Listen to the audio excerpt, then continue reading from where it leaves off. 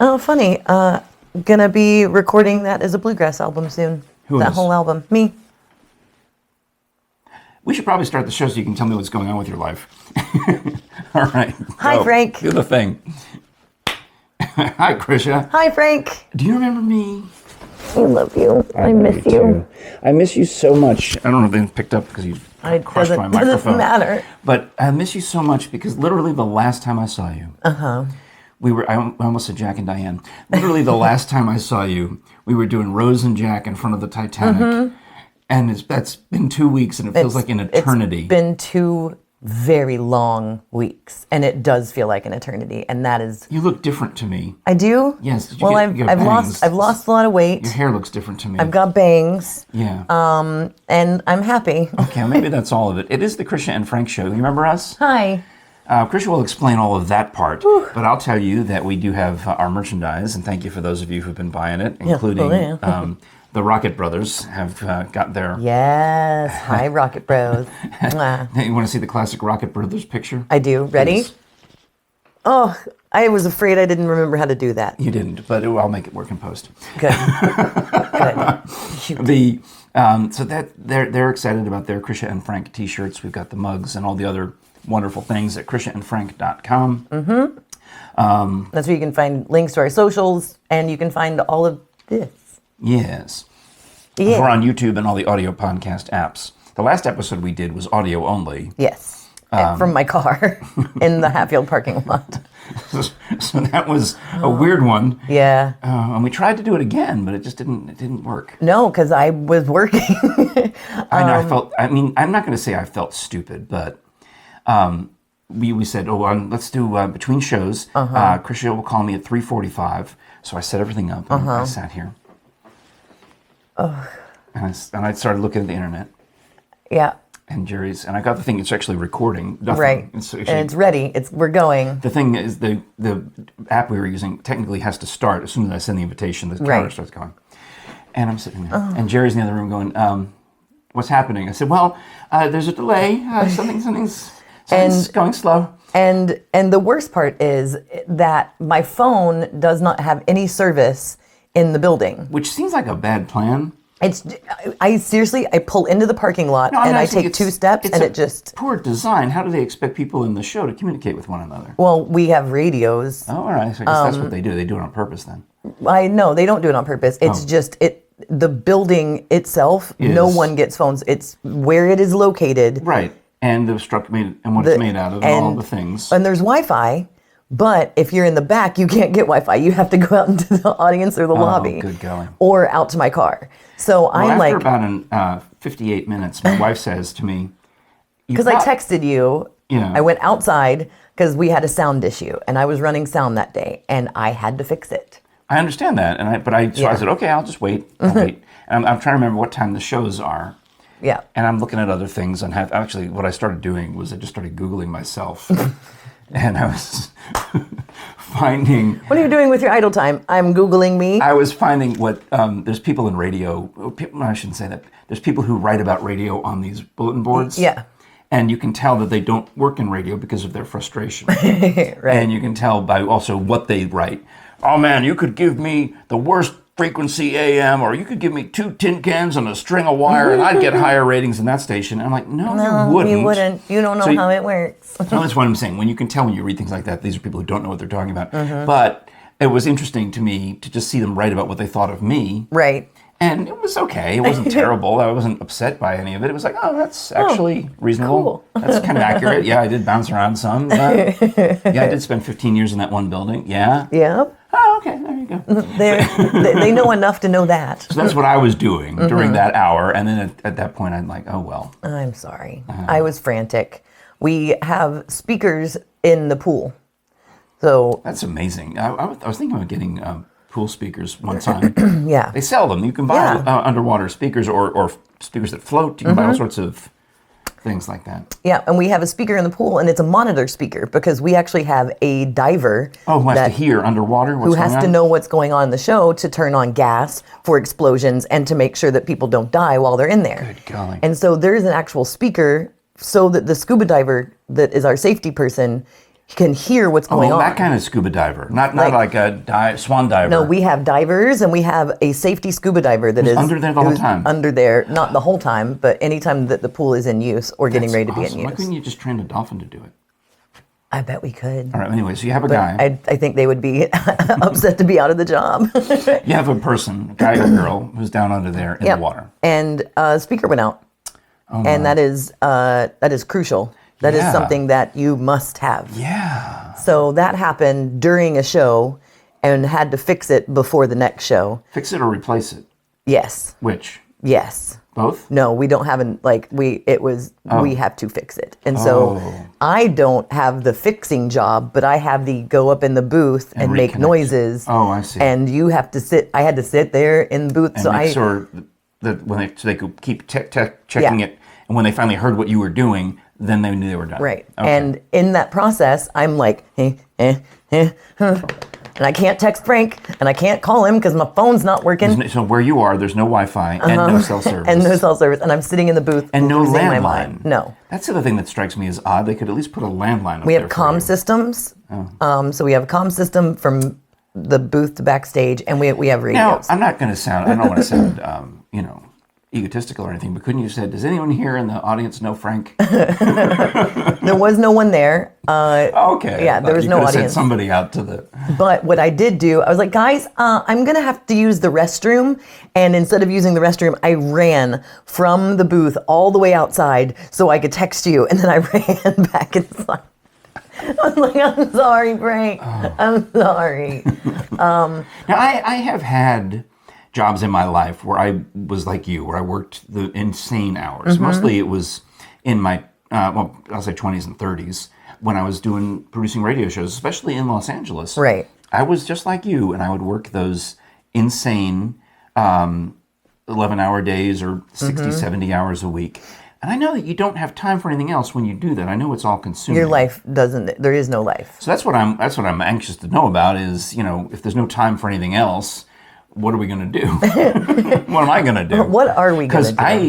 Now I'm at the point in my schedule where I have nothing but time. Right. I am just, yesterday I'm just sitting around for hours and hours. I set everything up. I'm like, maybe Krisha's coming today. I'm like, I'm here. I know, but I'm saying I'm pathetic. I'm saying, have you seen the old cat ladies who just have everything? They set out their tea service and they look out the window in case anyone might stop by. in case a car drives by, like, hey, guys. That's what my life has turned into. Well, I think you and I talked about we recreating a schedule, and right now I've got we were doing 4 shows a day, which is a 13-hour day. Busy. It's a 13-hour day. But when we're right now, it's a weird business because supply and demand. If the audience buys the tickets, you got to add a show. Right. And life. Looking at a schedule, I go, okay, cool. That's 1 show day. That's 2 show day. But that can change today. Oh yeah. At least today all you I know. podcast viewers and listeners are going to want to go see this amazing show with the underwater scuba diver and the safety person and the explosions and the gas. So now you're all gonna go buy tickets, which means Krisha's gonna have to work longer. Yeah. So don't. You'll get to see her at that show. You might not see her here. Dang it, Frank. You'll get to see her at that other show.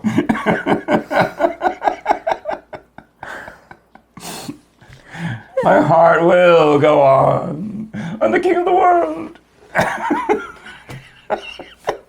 I'm trying. I know you're trying, but we have to figure out, we have to change the schedule. Yeah. So what we had talked about is we may do this 3 days a week instead of 5 so that we can do this and be able to do this. Because it's no secret. We've told you many times that the way we do this show is we don't exactly see each other every day.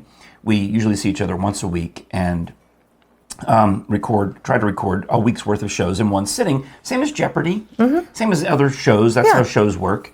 But not only do we have that schedule, but then we had a day set aside to record, but you had got COVID shot number 2.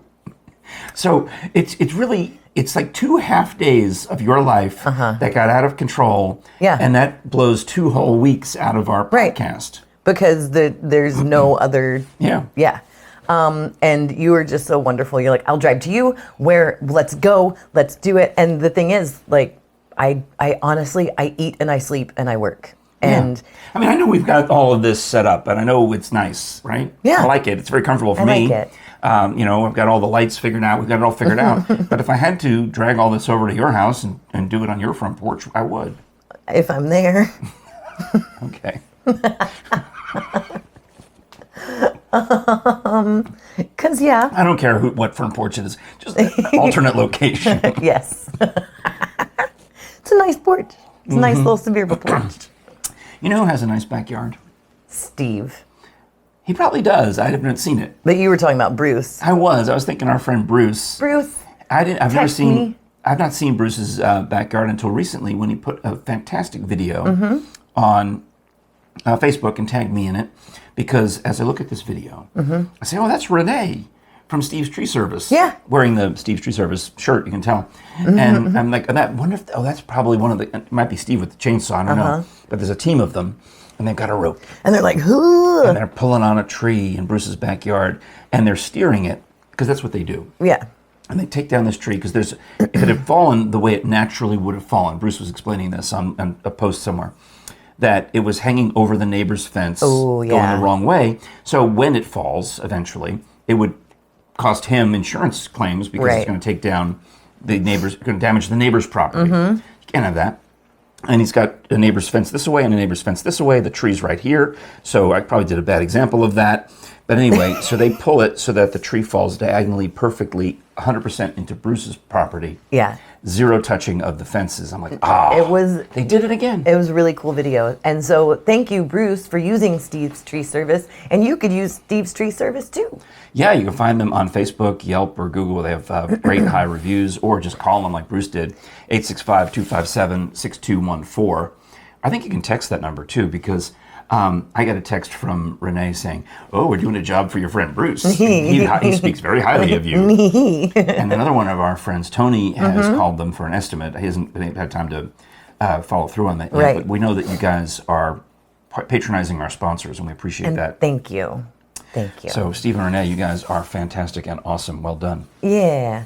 So what else is going on? You know, I mean, my life is pretty much work, boyfriend, and kids. That's a lot. Yeah. That's a lot because my life has been, well, actually my wife went out. Jerry went out of town. Right. Jerry went out of town for her Easter vacation, and she went and spent it with the Rocket Boys. That's where I got that picture. Jerry took it. So I'm home alone. I picked up another, we can talk about this maybe in another show, but I have an opportunity, as you're well aware, to occasionally host an interview show on PBS. It's a really great interview show with amazing guests, I will say. Amazing guests, especially in episode 2. Episode 2. Yeah, we'll tell you when that comes on. But I mean, that's kind of cool. It's, it's weird because this is a show that's been around, and a friend of mine had hosted it, but she doesn't work there anymore. Oh.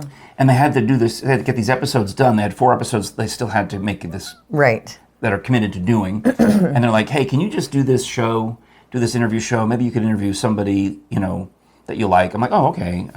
Catherine Frady from Marble City Opera would be an easy one. I've interviewed her, as you know, dozens of times. Yeah. Got an easy one. They said, "What about Krisha? Why don't you interview her?" I'm like, really? Okay. Are you sure? She's nobody. All right, but they said, no, the show runs at midnight. It's not, once a month. I could have done it with a puppet.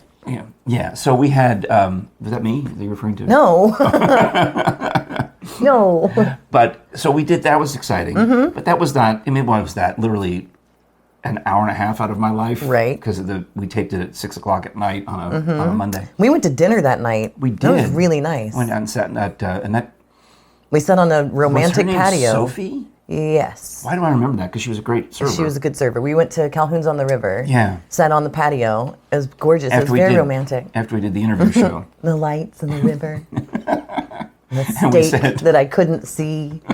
We're both holding flashlights trying to see what food we're eating. I remember I said, "I'll see you Wednesday morning at Titanic." And then that was the last I saw you. And you did see me Wednesday morning at Titanic. Right. So that's exciting. I'm hopeful that works out. And then the other thing, and I finished the Scholars Bowl episodes. We knocked those out. I've got a story to tell you about those. Yeah. In fact, I may as well just do it here and save the cemetery story for tomorrow. Oh, good. Or whatever the next day we have an episode is. I can't even tell you. But I was so excited. We get down to the finals of Scholars Bowl. We were able to tape a 2021 Scholars Bowl. This is the quiz show on East Tennessee PBS, which is why they said, look, you're already here. You're already on the contractor payroll. Can you just fill in and do these other interview shows, interview Krisha? I'm like, yeah, of course I can. Right. But my main gig there is the Scholars Bowl show.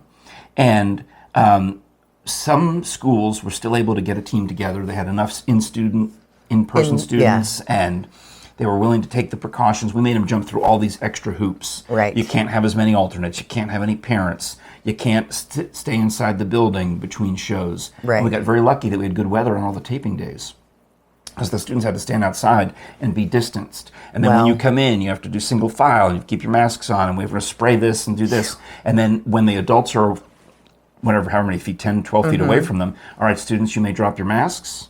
And then Frank drops the mask, and we record the show. But with camera angles, you won't be able to tell all of this. Yeah. It's trick photography. Yeah. We spread out and used way more studio space and more cameras. Right. And so when they edit it, it's going to look great. That's awesome. It's actually going to look better, because instead of having the one row of students sitting here and then other students on the step right behind them, they're all equidistant from the cameras. So when you do that split shot, everyone's going to look the same size. Instead of, they're tiny. Right. So the shows are going to look better. They're probably going to keep it this way post-COVID.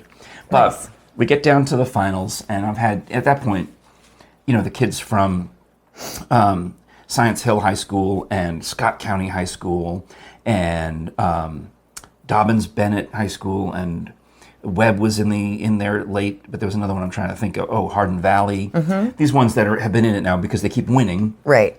I get to see them multiple times. So I think we're in the round of the Philosophical Four or the Educated Eight, one of those, toward the end.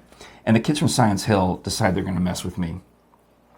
I've had this a couple of times. We had one set, I think it was Pigeon Forge, decided they were going to mess with me because they all said, I said, well, what's your name? Here's your name, and what are your hobbies? Well, I like hiking and guitar playing. That's fantastic. Cool. Next kid, I enjoy guitar playing and hiking. Next kid, I enjoy playing the guitar while I hike. So they had it set up just to be hilarious. That's awesome. Okay, so now the Science Hill kids in their last episode decided they're going to mess with me.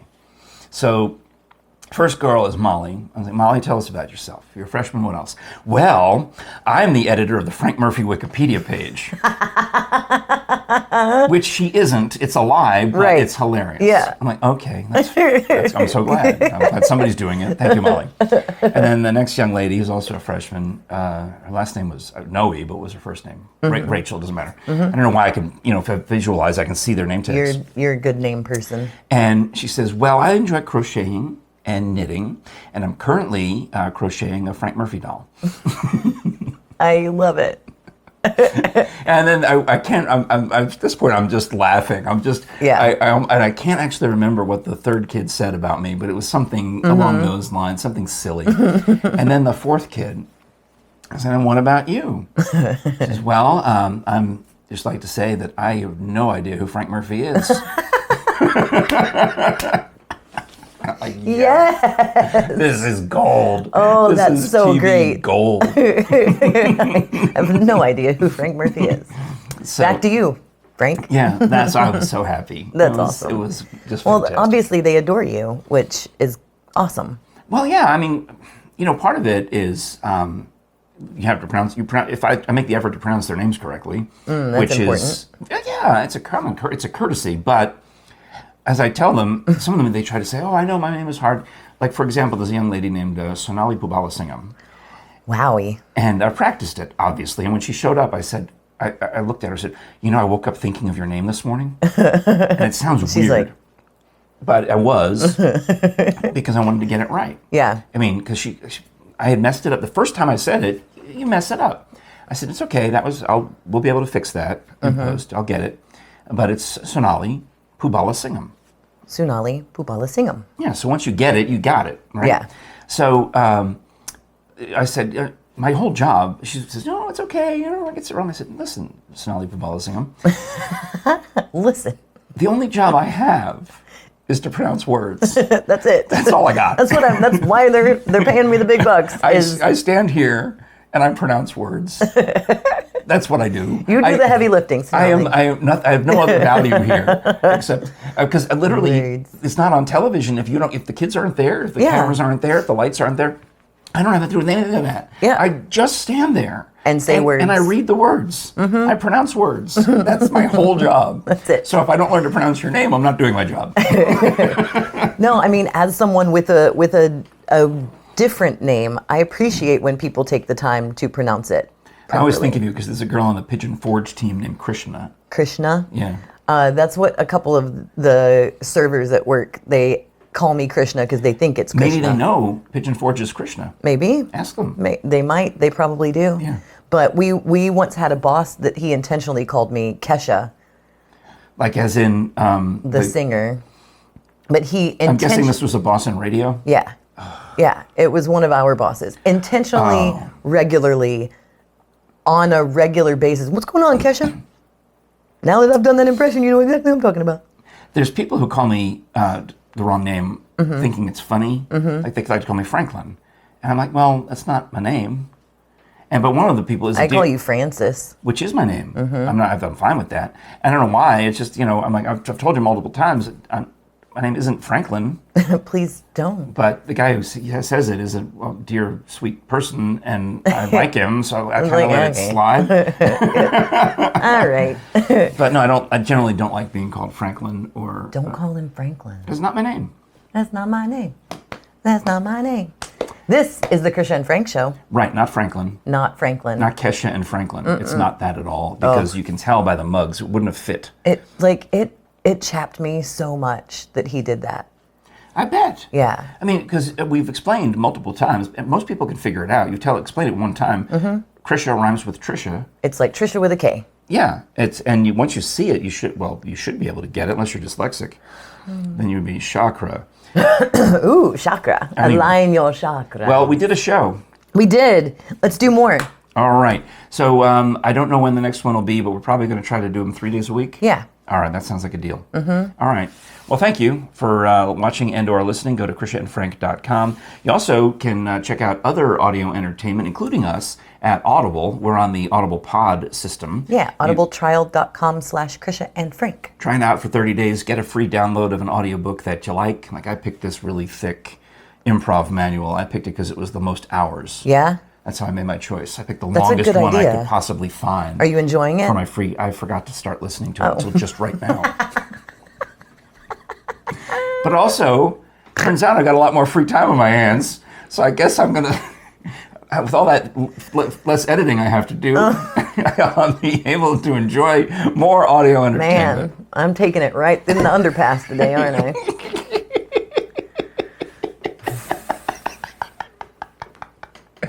Let's put it this way. You think you know me well enough to know that I would hold it back and not say it.